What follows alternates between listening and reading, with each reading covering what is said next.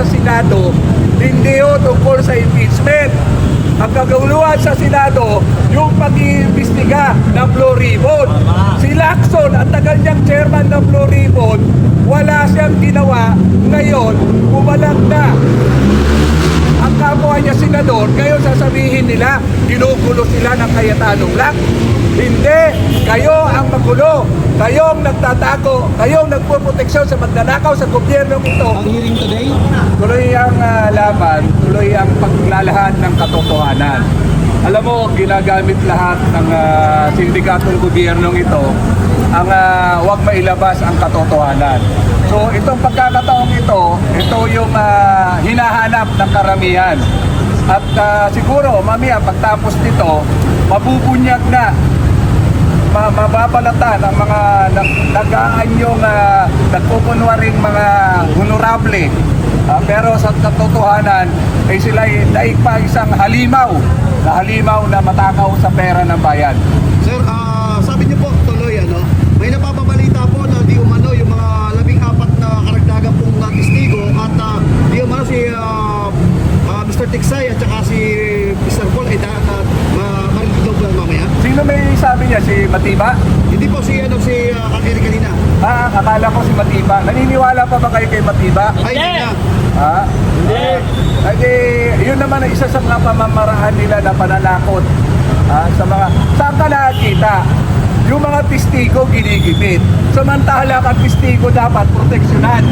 Meron tayong witness protection program eh. Pero anong ginagawa? Porque ba gobyerno ito yung mga testigo laban sa gobyerno, isusuppress nila? Hindi kami papayag dito. Hindi kami papayag dito. Nasana ang gobyerno? Ang gobyerno ay ginawa, binuo ay para sa tao. Ang taong bayan ang naghahanap ng hustisya. Mahiya naman kayong taga-gobyerno kayo. Huwag niyong pagtakpan. Yung mga nagtatakip sa mga anomalya at katarantaduhan sa gobyerno, ibig sabihin, kasabuat kayo rito. Ngayon, kung hindi kayo kasabuat, huwag niyong tatakutin ang mga testigo. May batas tayo dyan. Kung tutusin, merong witness protection program. Ngayon, porque ba ang gobyerno ang may anomalya? Gagamitin nila lahat ang lakas ng gobyerno? Palagay ko naman hindi na papayag. Mas malala ito kaysa tatay niya. Mas malala ito. Dahil ang tatay niya, sakit lang ang problema. Ito, may mental health problem na, sabi ng ate niya. Dahil sa nagagamit na illegal na droga. Ito ho, makikita nyo. Yung mga may pamilyang, may mga membro ng pamilya na biktima ng droga, alam nyo ang sitwasyong yan. Alam nyo kung paano idinudulot na problema sa inyo ang mga anak nyo na biktima ng droga. Ngayon, taong bayan na, buong bansa na ang biktima. Hindi pa ba kayo magigising? Kailan pa kayo magigising? Kung kailan lugmok na tayo? Nasaan ang pagiging Pilipino natin? Lahi tayo ni Lapu-Lapu, lahi tayo ni Andres Bonifacio, lahi tayo ni Jose Rizal. Okay, sir, sabi niyo po matutuloy, sino-sino po yung mga expected na darating ngayon sakasakali matuloy po? Lahat ng tumitindig sa hustisya at sa katotohanan ay darating. Any question? Okay, tanong? Salamat po.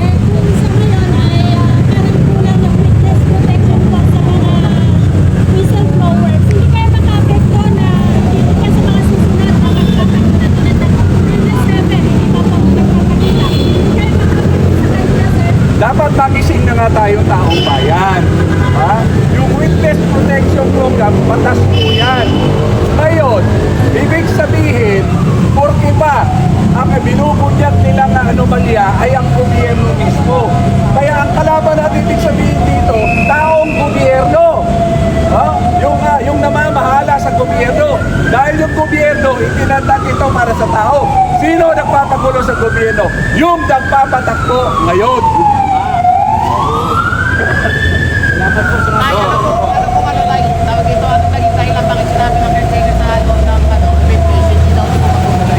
Siyempre, kasama yan sa pananakot ng administrasyon ito. Kasama yan sa pagsusupres. Ayaw na ayaw nila. Ang kaguluhan sa Senado, hindi ho tungkol sa impeachment. Ang kaguluhan sa Senado, yung pag-iimbestiga ng Blue Ribbon. Si Lacson, ang tagal niyang chairman ng Blue Ribbon, wala siyang ginawa. Ngayon, bumalag na ang kapwa niya senador. Ngayon sasabihin nila, ginugulo sila ng Kayetanong Lac. Hindi, kayo ang magulo. Kayong nagtatago, kayong nagpuproteksyon sa magnanakaw sa gobyernong ito, palibasa. Yun na yun, yun na.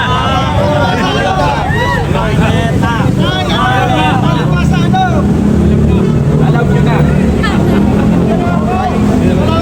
Okay.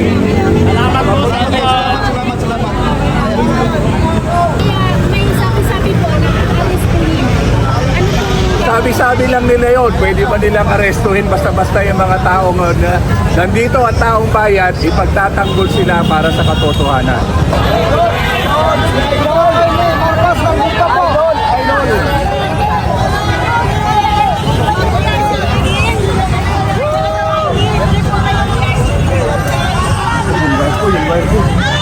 Dito na si Senator Raimi. Dito na si Senator Raimi.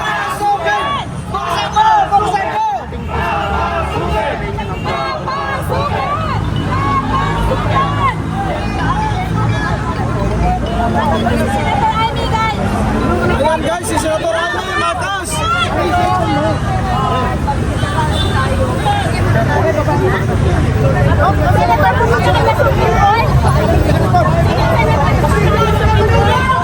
So, dalawa na yung kumpuro na po. Si Senator Raimi Marcos. Pumunta po dito po sa mismong venue. Then, makakadap pa tayo ng informasyon kung ano yung sasabihin ni Senator Raimi.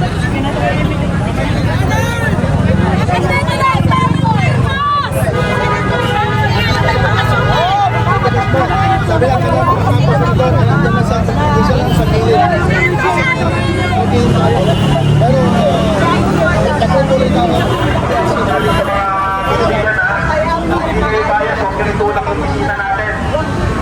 Tayo lang nagkakaroon ng kaguluhan dito, maayos kami dito ha.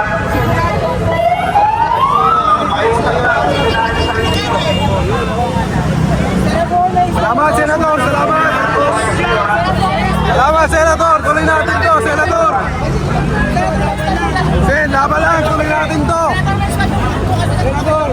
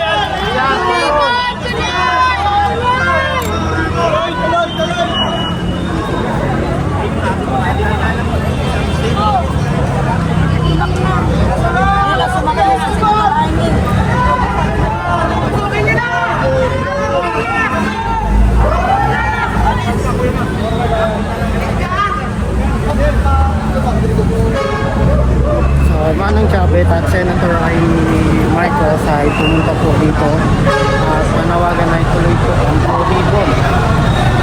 Nandito yung mga taga-support. Ipakita ko sa inyo ha. Ayan.